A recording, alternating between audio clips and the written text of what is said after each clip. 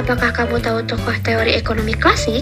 Hah, ekonomi klasik? Jika kamu belum mengetahuinya, mari kita simak penjelasan berikut ini. Yang pertama ada Adam Smith. Pada dasarnya, The Wealth of the Nation memiliki 4 pokok bahasan penting, yaitu yang pertama, hakikat manusia serakah. Sifat manusia seperti ini, menurut Adam Smith, dianggap akan memacu pertumbuhan ekonomi dan pembangunan secara keseluruhan. Sifat egoistis manusia ini tidak akan mendatangkan kerugian dan kehancuran pada masyarakat selagi ada persaingan bebas.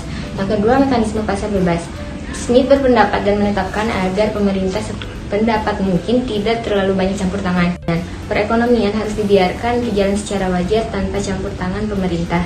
Karena pada titik tertentu akan ada suatu tangan yang tidak kentara atau invisible hands yang akan membawa perekonomian tersebut ke arah keseimbangan atau equilibrium. Yang ketiga, teori nilai terbagi menjadi 2. Yang pertama, nilai guna, yaitu manfaat yang diberikan barang karena barang tersebut berguna bagi kita. Yang kedua, nilai tukar, yaitu harga suatu barang yang ditentukan oleh tenaga kerja. Yang keempat, teori pembagian kerja. Adam Smith berpendapat bahwa diharuskan adanya pembagian spesialisasi atau pembagian kerja agar terjadi produktivitas kerja. Smith mempercayai bahwa peningkatan output akan bertambah dengan adanya pertambahan penduduk. Yang kelima, teori akumulasi kapital. Akumulasi kapital adalah teori yang membahas tentang pertumbuhan nilai kapital atau aset yang terjadi melalui kegiatan investasi yang dilakukan oleh pemilik kapital. Proses akumulasi kapital terjadi ketika nilai kapital bertumbuh karena keuntungan atau return investasi. Yang kedua, David Ricardo. David Ricardo lahir di London, Inggris. Di dalam buku The Principle of Political Economy and Taxation, Ricardo mengemukakan beberapa teori. Di antaranya adalah yang pertama, teori sewa tanah. Lalu yang kedua, teori nilai kerja dan upah alami. Yang ketiga, teori uang. Dan yang keempat yang paling terkenal adalah teori komparatif. Di dalam teori sewa tanah, Ricardo menjelaskan bahwa jenis tanah itu berbeda-beda. Ada yang subur, kurang subur, bahkan tidak subur sama sekali. Semakin subur tanah, maka produktivitas tanah itu akan semakin tinggi. Lalu, terkait dengan teori nilai kerja dan upah alami, Ricardo menjelaskan nilai tukar suatu barang ditentukan oleh ongkos yang perlu dikeluarkan untuk menghasilkan barang. Ongkos itu berupa biaya untuk bahan mentah dan upah buruh yang besarnya hanya cukup untuk dapat bertahan hidup saja. Tentang teori uang. Tentang teori uang, David Ricardo menjelaskan bahwa jumlah atau kuantitas jumlah uang yang beredar akan berpengaruh pada tingkat harga. Jika jumlah uang yang beredar meningkat, maka harga barang dan jasa akan naik pula. Begitupun sebaliknya. Melalui teori keunggulan komparatif, Ricardo menyatakan bahwa sebuah negara harus memusatkan kegiatan perekonomiannya pada industri-industri yang menjadi keunggulannya dan paling kompetitif secara internasional, serta melakukan kegiatan perdagangan dengan negara lain untuk memperoleh barang-barang yang tidak diproduksi secara nasional. 3. Jean-Baptiste Say terkenal dengan teori hukum pasar C yang menurutnya bahwa penawaran akan menciptakan permintaan. Dengan sendiri, terjadinya permintaan bukan disebabkan karena uang, tetapi karena berkurangnya permintaan barang dan jasa.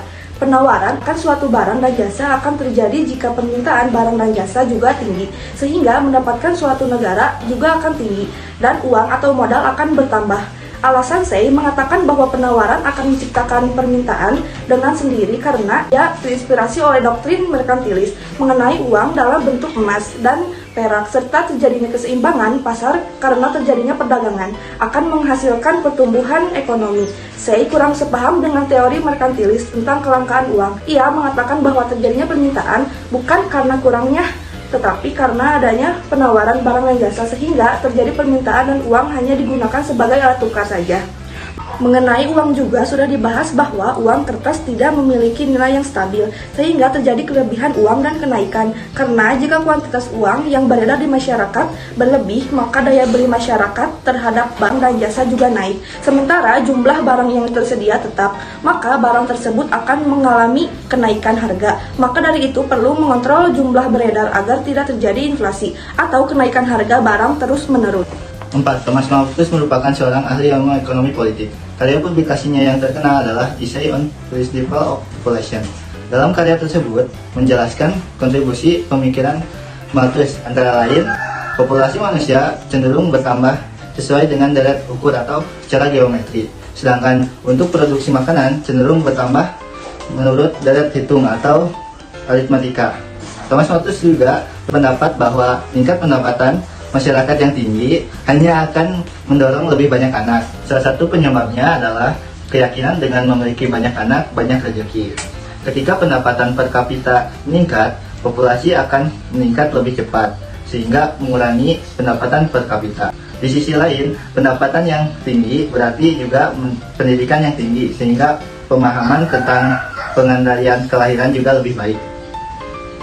Yang kelima, John Stuart adalah cendekiawan besar tokoh liberal klasik dan pendukung aliran ekonomi klasik seperti Ricardo, mendorong kebebasan personal dan membela hukum pasar yang merupakan dasar makroekonomi klasik.